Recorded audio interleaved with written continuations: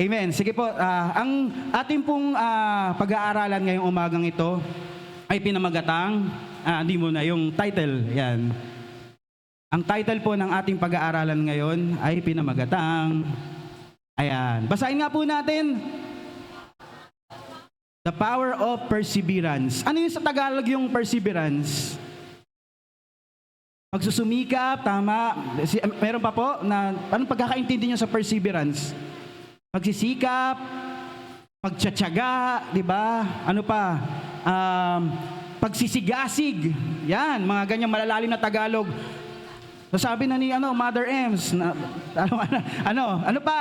Pagsisikap, pagpupursige, pagtsatsaga, pagsisigasig, ayan. Yung hindi ka titigil hanggat di mo nakukuha yung isang bagay. Amen? Yun yung perseverance. Kahit na anong naranasan mo sa buhay mo, hindi ka mag-give up. Kahit anong pinagdaraanan mo, hindi ka sumusuko. Yan po yung perseverance. Amen?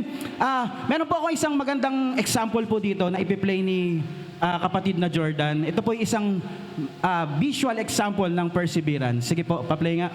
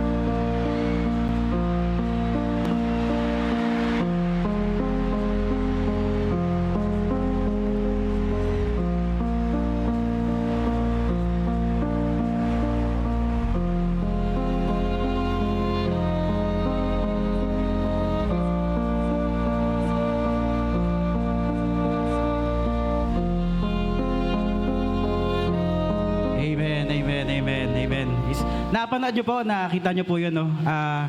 Siya po ay si Derek Redman. Isa po siyang Olympian na nakipaglaban noong 1992.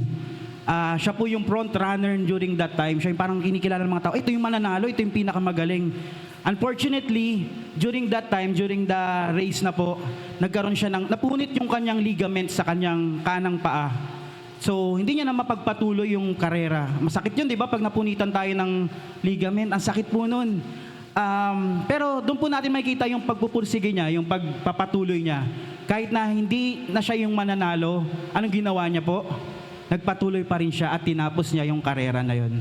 Yung kanina pong umano sa kanya, yung tumulong sa kanya, yung nakaputi na lalaki, yun po yung tatay niya. Tatay niya po yun, na tinulungan siya ng tatay niya na matapos yung race. Kasi gusto niya talagang matapos eh. Gusto niyang makuha, mapuntahan yung finish line. At pansin niyo po, kahit na siya po yung nagkaroon ng sakit, kahit na-injured siya, kahit na may mga taong pumipigil sa kanila, di ba? Ang daming taong, wag niya nang tapusin. Wag niya nang anuhin, wag niya nang ipinish yan. Pero nagpatuloy pa rin po siya sa karera. At alam niyo po ang nangyari, hindi man siya yung nanalo, pero yung puso ng mga tao, sa tingin nila siya yung nanalo dahil hindi siya tumigil, hindi siya nag-give up sa race na yon. Amen? Sa kanya yung pinakamalakas na hiyaw. Yung mga nanalo parang wala lang, parang lumipas lang, pero yung mga tao, siya yung nakita nilang tunay na winner dahil hindi siya sumusuko kahit na siya may injury, kahit na siya pinipigilan, nagpatuloy pa rin siya. Amen? Yun po ang perseverance. Amen? Huwag tayong susuko, huwag tayong mag-give up kahit na anuman ang pinagdaraanan natin, kahit na may mga taong nagda-down sa atin, kahit na meron man tayong injury, magpatuloy ka lamang. Amen? Sabihin mo nga sa katabi mo, don't give up. Amen? Magpursige tayo. Pilitin nating tapusin. Pilitin nating makaabot sa finish line. Same with our Christian life. Amen? Magpursige tayo sa pamumuhay bilang isang Kristiyano kahit na anumang dumating pagsubok sa ating mga buhay. Amen? Kahit na may nagda-down sa inyo, kahit na may nagsasabi, ano ba yan? Ganyan ba yung mga Kristiyano? Ano ba yan? Huwag ka na magpatuloy. Ano ba yan? Ang dami mong pinagdaraanan. Bakit ka pa nagpunta dyan? Pero wag ka makinig sa kanila. Amen? Magpursige tayo, magtiyaga at magsigasig na tapusin tong karera natin sa buhay. Amen? Amen. So yun po yung lagi kong na-visualize every time po na binabanggit yung word na perseverance. Ito po yung race. Next slide. Ayan, yung karera. Karera, race. Laging nakikipag-unahan, tumatakbo hanggang dulo. Yan po yung nakikita ko pag perseverance. Tinatapos. At sa Bible po, meron din pong verse para dyan. Matatagpuan po natin sa 2 Corinthians 9:24 to 27. Ayan. Alam nyo na po itong verse na to. Actually nga po, naano na po ito parang napasadahan na po ito ng mga nakaraang preachers natin about sa perseverance. Sabi po sa 2 Corinthians 9:24 to 27, do you not know that in a race all the runners run, but only one gets the prize? Run in such a way as to get the prize. Everyone who competes in the games goes into strict training. They do it to get a crown that will not last, but we do it to get a crown that will last forever. Therefore, I do not run like someone running aimlessly. I do not fight like a boxer beating the air. No, I strike a blow to my body and make it my slave, so that after I have preached to others, I myself will not be disqualified for the prize. Ayan, intindihin po natin tong talatang to sa Bible. Isa-isahin po natin. Una po, number 1, sabi po sa verse 24, sige, done. Number 1, verse 24, do you not know that in a race, all the runners run, but only one gets the prize? Diba? Tumatakbo, may nanalo doon kanina. May nanalo, may nag-champion. Diba? Pero, hindi po tayo doon mag-focus. Magpo-focus po tayo sa effort kung paano matapos yung race. Kung paano mo mapuntahan yung finish line. Isipin po ninyo yung marathon. Sino dito nakapag-marathon na? Wow, social. Sino dito nakapag-marathon na? Wala pa. Si sister lang, ayan. Di ba ilang mga participants sa marathon? Kayo rin, sister, ayan. Wow, si Mother Ems marathon. Way back then or ngayon po? Dati pa, ayan. Maraming kalahok po doon, di ba? Libo-libo ang kalahok sa marathon. At ilan lang yung nananalo? Di ba first 3 lang? First place, second place, third place. First 3 lang. Pero yung iba doon na sumali, okay lang sa kanila kahit di sila manalo. Ang sa kanila, matapos nila yung marathon na yon, di ba? Nakaka 21 kilometers, 10 kilometers. Ang mahalaga sa kanila, matapos yung race na yon. Gaya kanina, ang mahalaga kanina doon kay Redman, matapos niya yung race kahit natalo na siya, kahit na siya yung pinaka-kulelat. Diba? Yun yung mahalaga, matapos ang race. Tayo, maaring mangyari rin sa atin yung nangyari kay Redman kanina. Hello? Ayan. Maaring mangyari sa atin yung nangyari kanina sa pinanood natin na tumumba tayo, masaktan tayo, may pumigil sa atin. Pero tuloy lang po tayo. Amen? Tuloy lang po tayo sa buhay. Maaring minsan po ma-prostrate tayo, madapa tayo, ma-down tayo. May iba kasi hindi na tumutuloy tumitigil na. Wag, magpatuloy ka lang. Amen? Magpatuloy ka lang. Nagkamali ka, nagkaroon ka ng disappointment, nagkasala ka, natalo ka. Well, ano naman tayo naniniwala tayo na victorious tayo. Mananagumpay tayo mga Kristiyano. Amen? Dahil kasama natin ang Panginoon. Pero, dumarating talaga sa buhay natin yung nagkakamali tayo, yung may nagagawa tayong hindi maganda, nadadapa tayo, nagkakasala tayo. Ano pong gagawin natin? Hihinto na po ba dapat tayo? Hihinto na ba kayo? Hindi. Magpatuloy lamang tayo. Tapusin natin yung sinimulan natin. Marami kasing tao, simula lang magaling, pero ayaw nang tapusin. Dapat tapusin nyo. Amen? Tapusin natin hanggang sa huli. Walang bibitaw, walang susuko. Tapusin natin hanggang dulo. Amen? Walang magbabackslide. Kala nga namin si sister, pangalan to, si sister, wala na talaga kasi ilang linggo nang di nagpaparamdam Joke lang. Ayun.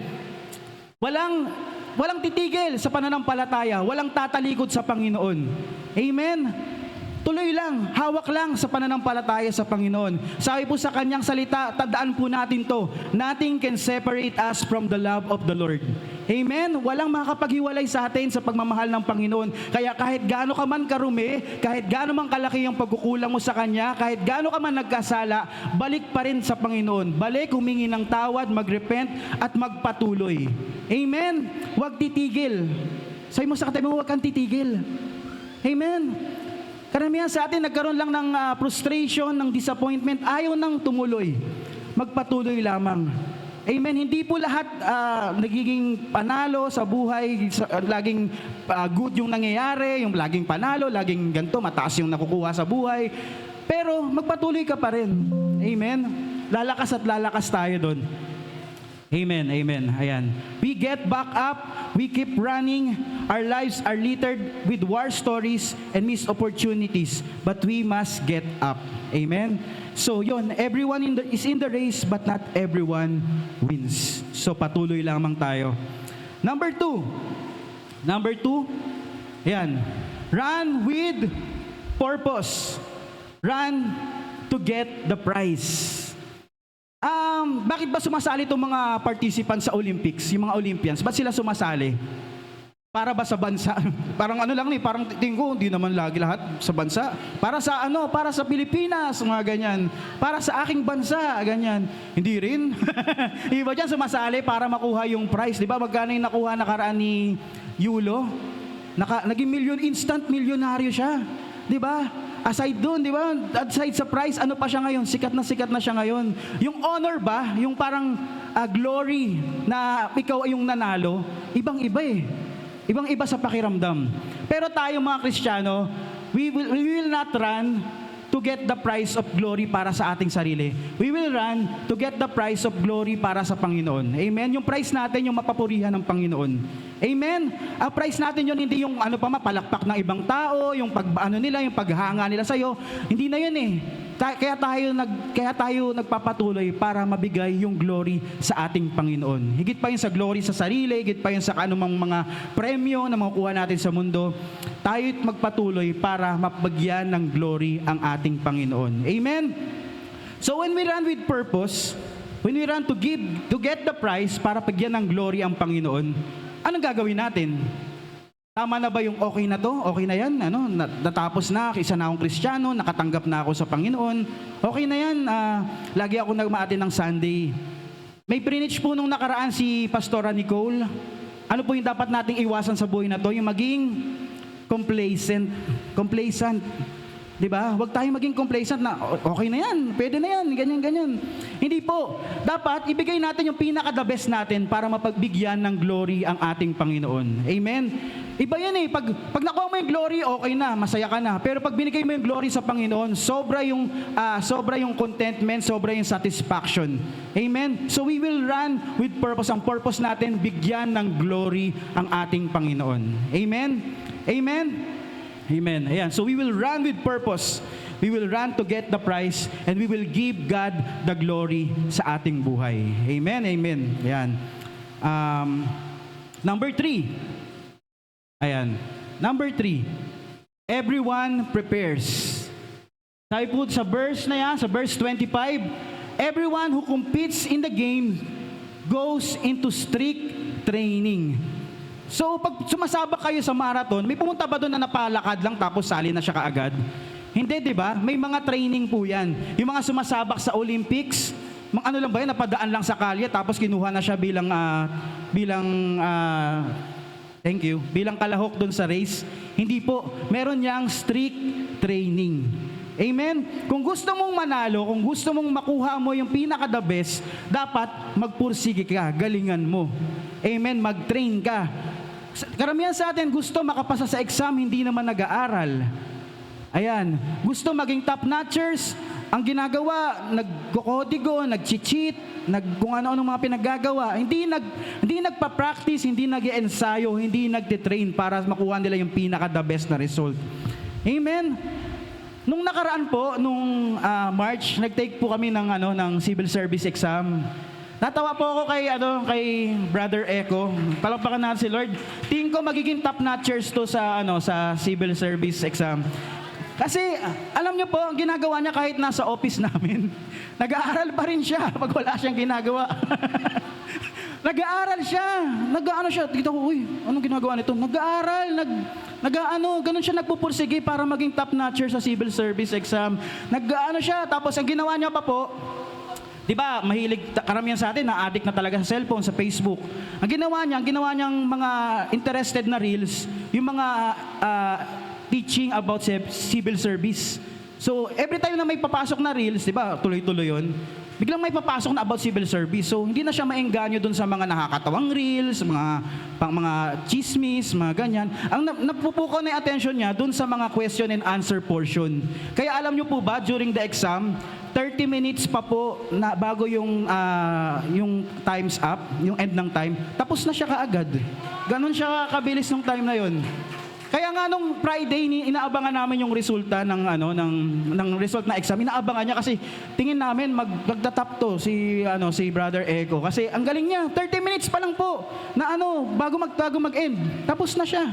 So ganun siya kapursige. Amen? So kung may gusto kayong ma-achieve sa buhay nyo, gusto nyo maging mataas ang grades nyo, gusto nyo maging makapasa sa gantong mag-aral ng mabuti, mag-train ng maigi. Amen? Wag kayong pumayag na bahala na, okay na yan, pwede na yan. Mag-train, magpursige. Amen? Same with our Christian life, sa buhay natin bilang mga Kristiyano.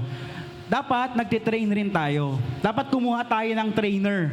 Di ba? Kasi kung wala tayong trainer, walang nagtuturo sa atin, sali-saliwa yung ginagagawa natin. At sino ang trainer natin sa mga tayo bilang Kristiyano? Sino po? Ang ating Panginoon. Ang kanyang mga salita. Amen? Hayaan nyo na yung salita ng Diyos ang maggabay sa atin kung anong dapat at hindi dapat gawin. Ang mag-advise sa atin, ang mag-direct sa ating buhay.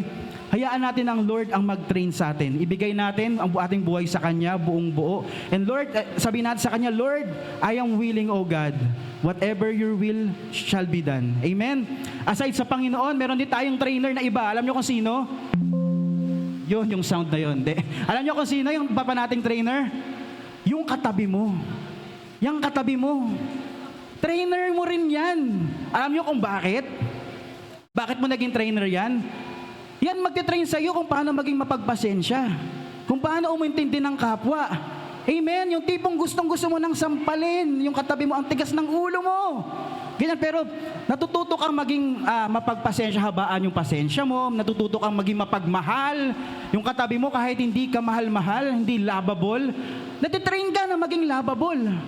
Amen? So, kailangan mo yung katabi mo. Kailangan mo siya. Hindi ka lalago, hindi ka matitrain kung ikaw lang mag-isa. Hindi kasi hindi ma-apply yung mga natutunan mo. Pero kung meron kang katabi, kung meron kang kakilala, yan, mahahasa ka. So, sa atin dito po, mga e-group leaders, alam ko yung hirap nyo na minsan yung mga e-group members nyo hindi nagre-reply, ganyan, or tataguan ka pag nakikita ka. Na-experience yun? Ganon. Or basta, na-experience nyo yun yung minsan, ang tigas ng e-group member ko, ganyan, sabi nang wag makipag-away, nakikipag-away pa rin. So, ibig sabihin, tinitrain ka para lalo ka pang maging mabuting Kristiyano, lalo ka maging mapagmahal na Kristiyano. Kaya habaan mo pa ang iyong pasensya. Amen? Ayan, sa mga e-group leaders yan. Tayo naman po sa mga wala pa pong e-group, sali po kayo para mayroon pong sa inyong mag-train. Diba? Andun na po syempre yung salita ng Diyos, pero syempre kailangan nyo po ng leader na maggagabay rin po sa inyo. Kailangan nyo po yun. So yun, paano tayo matitrain? Sa pamamagitan ng ating Panginoon at sa pamamagitan ng katabi mo. Ayan. So yun ayun po. Everyone, kailangan prepared tayo. So yun, sa buhay na ito. Number 4. In a regular race, the crown is temporary. Yan. Sabi po sa verse, they do it to get a crown that will not last, but we do it to get a crown that will last forever. Ayan, sa mga sumasali sa mga liga, sa mga kompetisyon, nakaka-receive kayo ng mga ganyan, di ba? Yung mga most valuable player, ganyan, best point guard, best center, o kaya sa school naman, di ba? Mga competitive students natin dito, yung mga top-notchers, mga salutatorian, mga valedictorian, ganyan. Meron po ang kwento Meron po tayo ditong kasama sa church na isa po siyang salutatorian. Salutatorian po siya sa province nila. Tapos tinanong namin, ilang kayong graduate nung time na yon? 13 daw sila na mga estudyante, kaya naging salutatorian talaga siya. Tapos 13 lang sila, tapos yung kalahati pa daw noon hindi na nagpatuloy, mga na kasi sa probinsya sa bundok daw. So 13 lang sila, tapos salutatorian siya, pero proud na proud po siya doon. 'Di ba? May medal siyang natanggap. Sino dito yung mga competitive nung bata? Yung mga sumasali sa quiz bee, sumasali sa mga ganito. Ako po, ganun din po ako ng bata. Talagang, nung grade school po ako, sumasalo mga quiz bee na yan, ganyan, top-notcher. Talagang inaano ko ng nanay ko, ginugroom niya ako maging competitive. At, ang dami kong medalya. Meron akong bronze, silver, gold, mga ganyan, may mga ganyan po akong mga medalya. Pero po, yung mga medalyang yon, ngayon po, nabubulok na at mga wala nang silbi, nakatago na lang po sa aparador, yung mga medalya-medalyang yon, yung mga trophy na yan, nagbubulok lang rin po yan. Pero po tayo, tandaan po natin,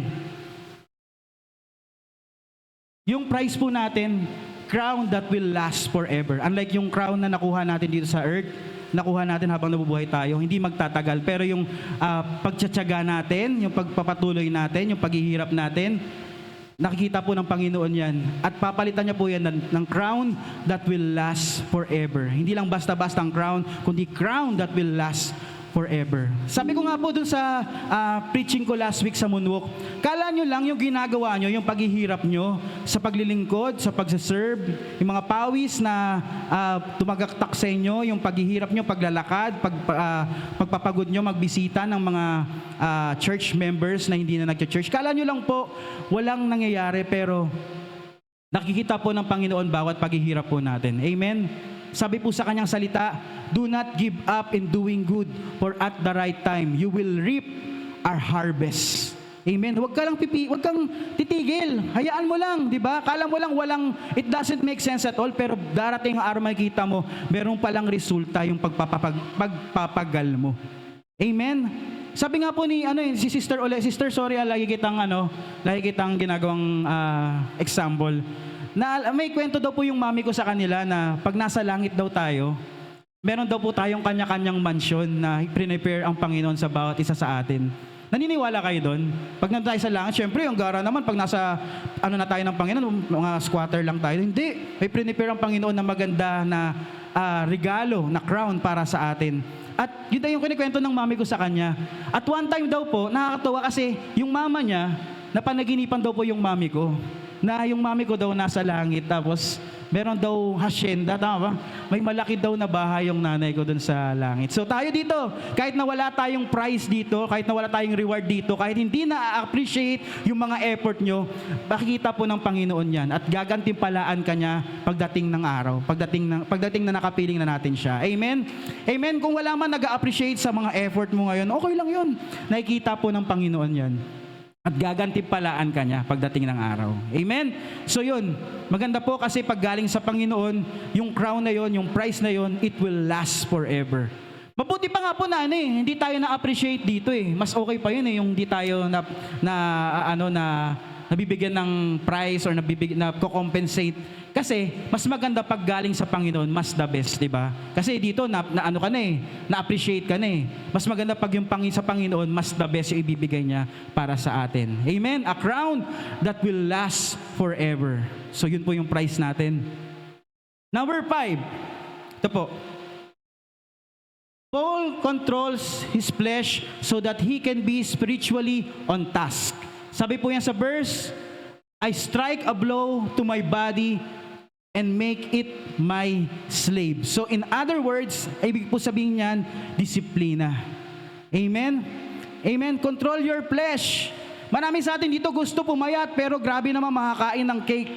Laging nasa buffet, laging nasa samgyupsal.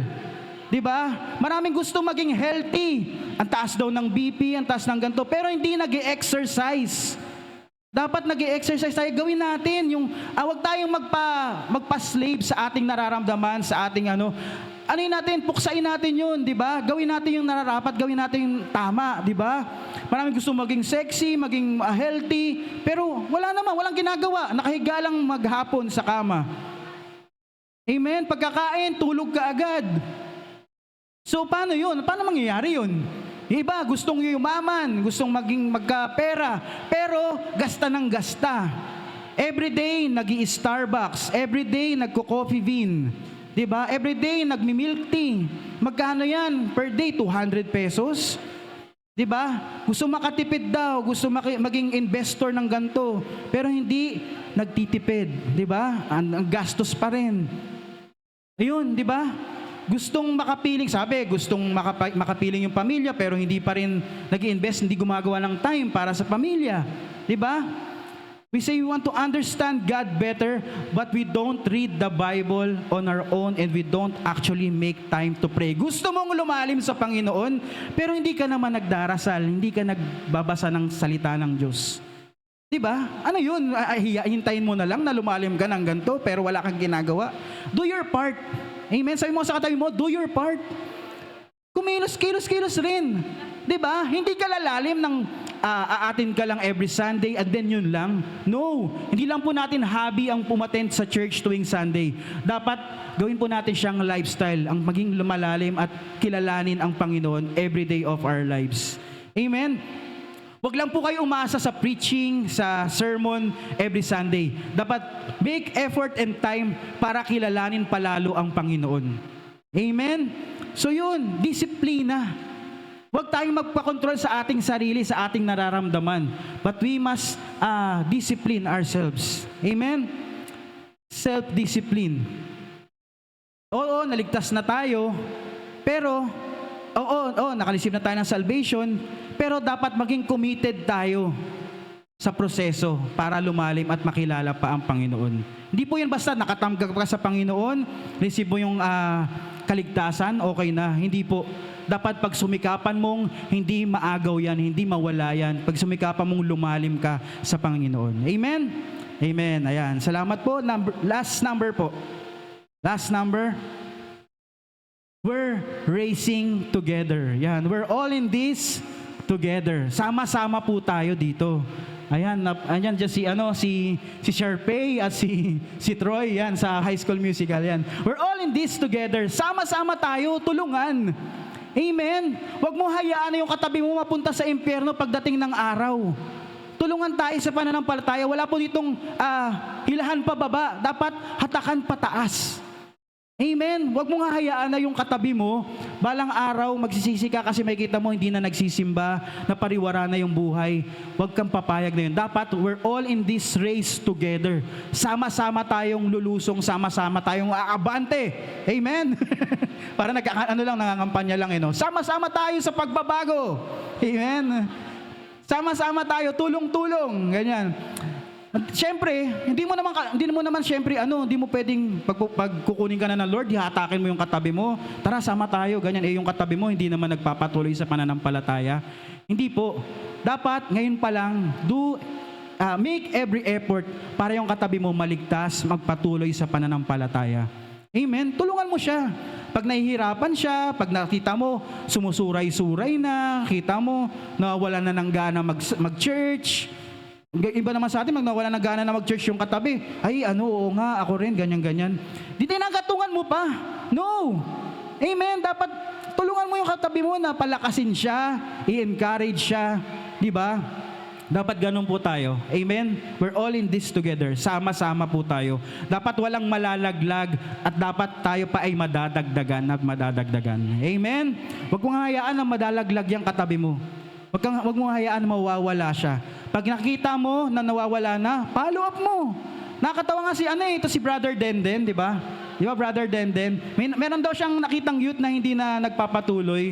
Ginawa niya, inaraw-araw niyang dalawin dun sa bahay nila. Tapos ngayon nakakasama natin yung mga youth na yun. No? Tama ba?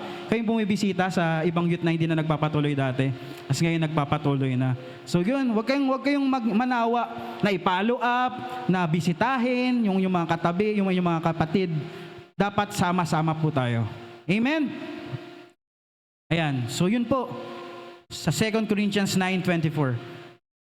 Ano po ang benepisyo ng pagpupursige? May benepisyo po yan. Kala nyo wala lang. Kala nyo, okay, ano lang yan, basta ma-encourage lang ako. Hindi po. Meron po yung benepisyo. Meron pong benefits ang perseverance. Pero bago po yun, basahin po natin yung talatang ito.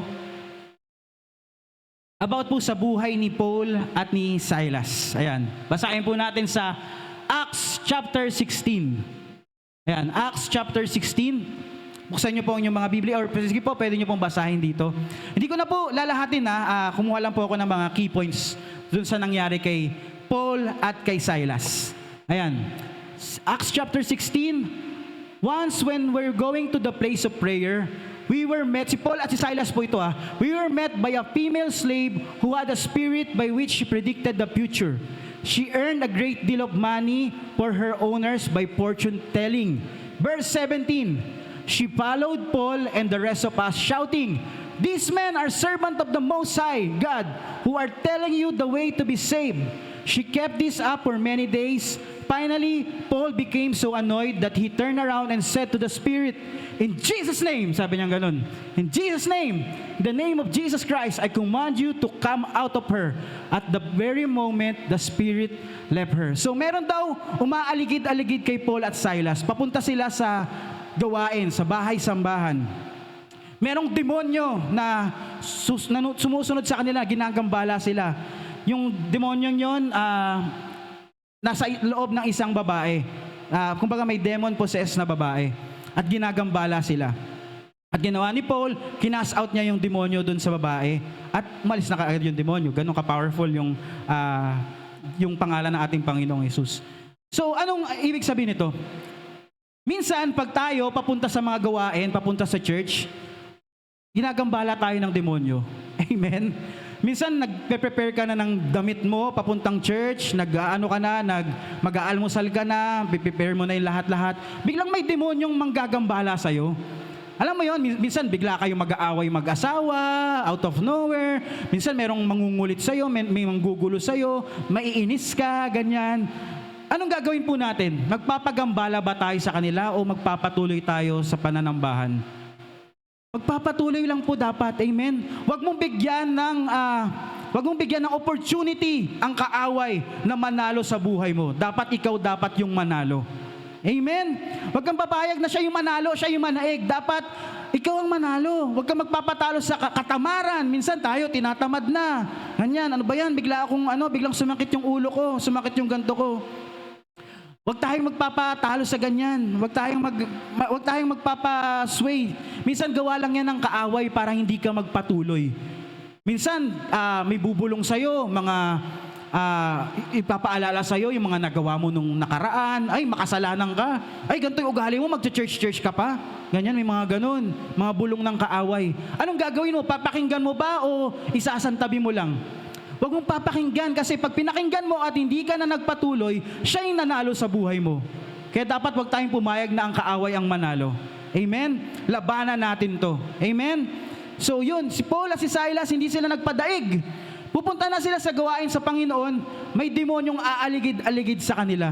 Pero ang ginawa nila, kinas out nila to. So pag may demonyo nga aligid-aligid sa inyo, pupunta kayo sa gawain, mamaya sa rage, may magbubulong sa'yo, ang init-init, huwag ka nang tumuloy, ganyan-ganyan. Si di ba atin, ikaw, huwag ka na rin umaten, ganyan. I-cast out mo, sabi mo, in Jesus' name, di ba? In the name of Jesus, layuan mo ako, Satanas, ginagawa mo lang to para hindi ako magpatuloy sa pananampalataya ko sa Panginoon. Amen? Ganun lang yun.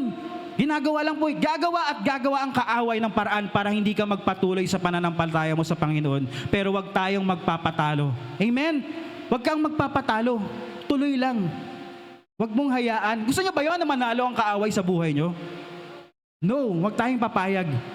Amen? So gaya ni Paul at Silas, papunta sila sa gawain. Merong, di sila nagpatalo sa demonyo. At next slide. Next slide.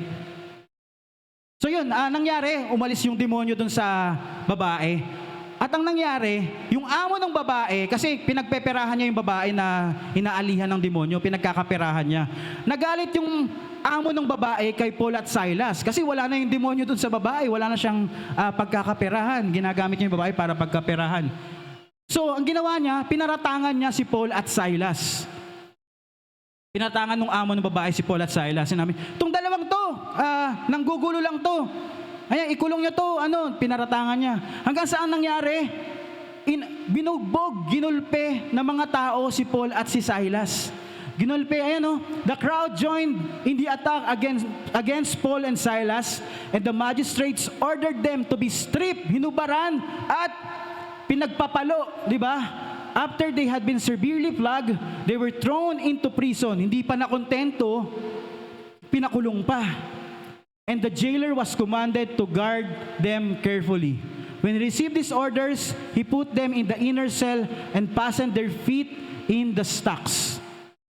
Anong mararamdaman nyo, guys? Anong mararamdaman nyo, church, pag meron kayong suliranin na pinagdaanan sa buhay nyo?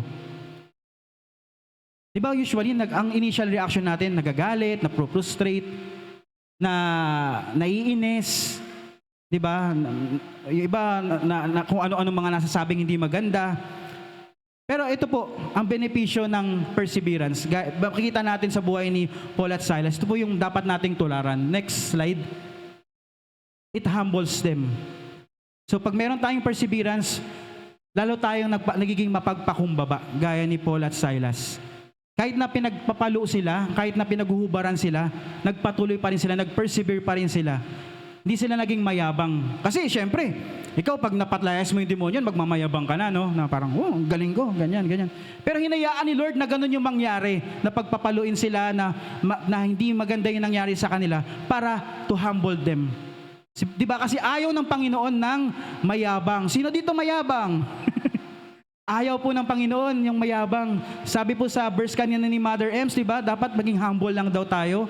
Sabi sa kanyang verse, sabi rin po sa Bible, God opposes the proud. Ayaw ng Panginoon ng mayabang. So hinayaan ng Panginoon na mangyari yun kay Paul at Silas para to humble them. Bakit tayo nagpe-persevere? To humble us. Para maging mapagpakumbaba lamang tayo. Para tayo ay mag-rely lang lagi sa Panginoon, hindi sa ating sariling lakas, hindi sa ating sariling galing. Diba?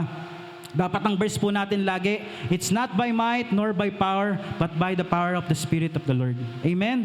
We can do all things through Christ who gives us strength. Hindi sa ating sariling galing, hindi sa ating sariling lakas, kundi sa kalakasang nagmumula sa Panginoon. So it humbles them. Pero ang kagandahan nito, kahit na sila'y pinagpapalo, sila'y pinubaran, sila'y kinulong, anong ginawa ng dalawa, ni Paul at ni Silas? Next verse. Ayan. Verse 25. Nung nasa kulungan na po sila, anong ginawa nila? About midnight, Paul and Silas were praying and singing hymns to God, and to the other prisoners were listening to them. Anong initial reaction natin? Sabi ko kanina, usually magagalit tayo, may inis tayo, maproprostrate tayo. Pero itong dalawang to, anong ginawa nila? Nagpuri sila sa Panginoon. Kaya ba natin yun?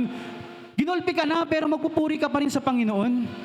Ginulpi ka na, tapos sabihin mo para, after mong gulpihin, ang kakantahin mo, pupurihin ka, O Diyos, ang aming alay ay pags. Kaya ba natin yun? Gulpi sarado ka na, nasa kulungan ka na, tapos magpupuri ka pa rin kaagad sa Panginoon. Itong dalawang to, hindi sila nagpatinag.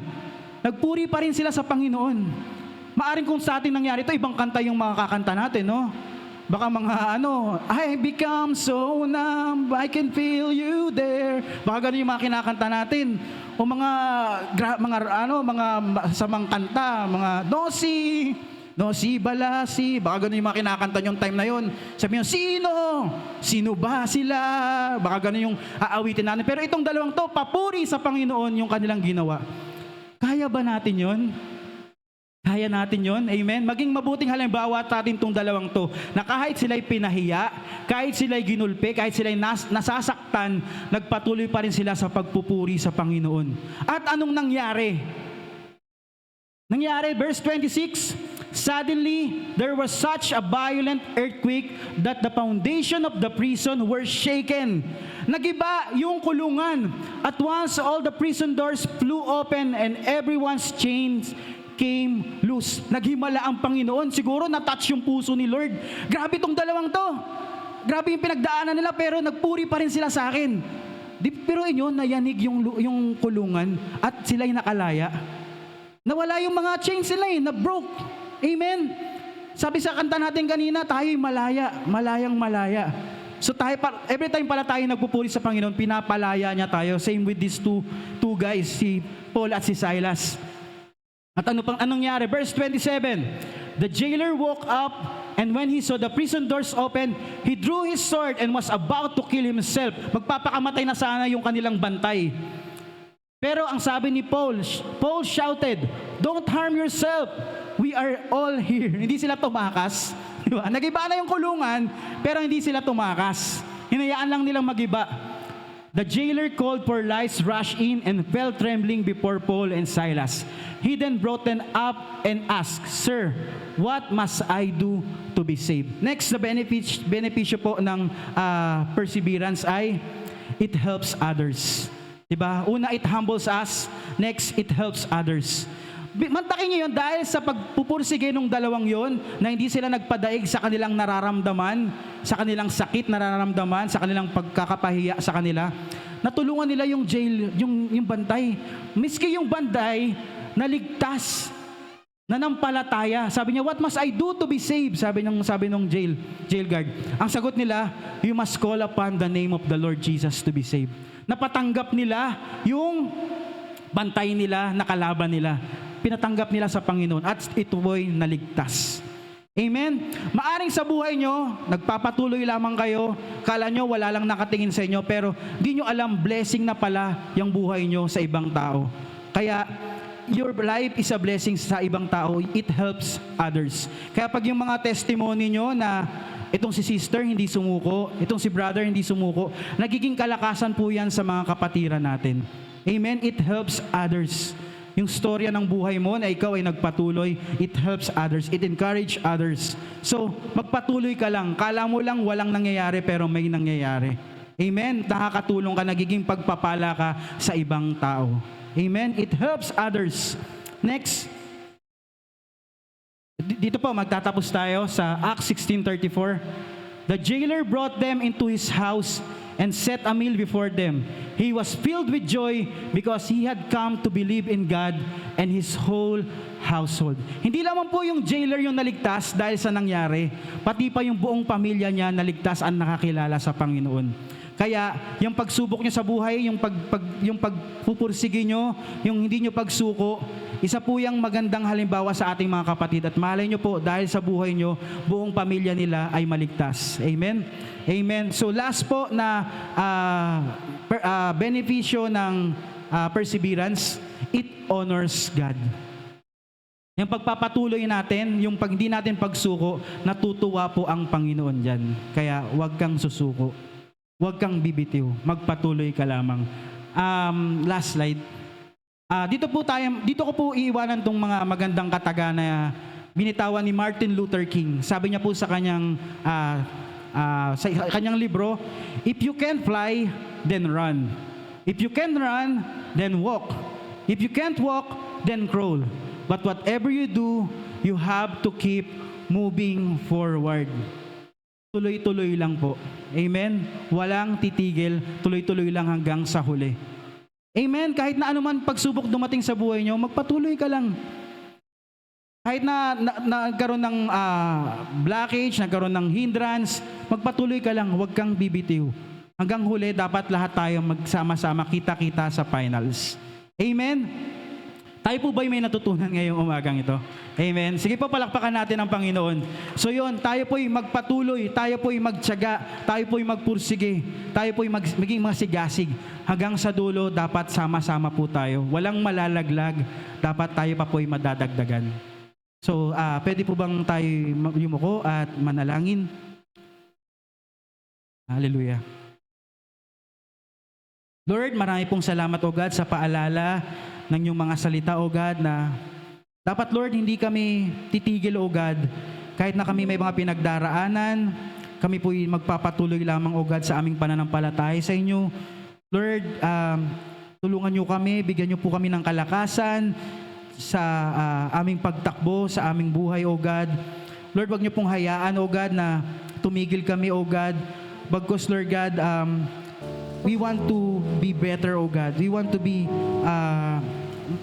more mature, O God. We want to go deeper, O God, sa aming mga relasyon sa inyo, O God.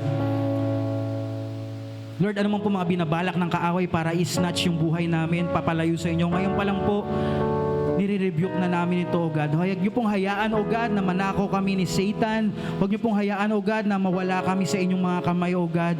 Lord, hayaan niyo po na kami pong mga kakapatid, kami po yung magbantayan, kami po yung magtulungan, O God. Kami po yung magpaalalahanan sa bawat isa, O God, kung ano po yung dapat gawin at hindi dapat gawin. Kung ano po yung dapat naming tahakin at hindi dapat tahakin, O God. Maraming salamat, Lord, sa inyong mga salita, Lord. Tunay nga po, Lord God, na Lord, hindi niyo po kami iiwanan, hindi niyo po kami pababayaan, Lord. Maraming salamat, Lord, sa inyo po lahat ng papuri.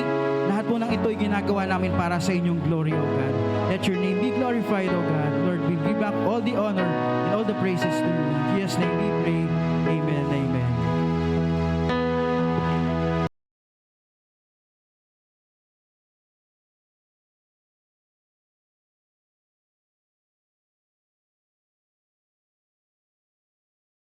Kumuha ng mga brown na envelope po sa kulay lilang packet po. And tumayo po tayong lahat para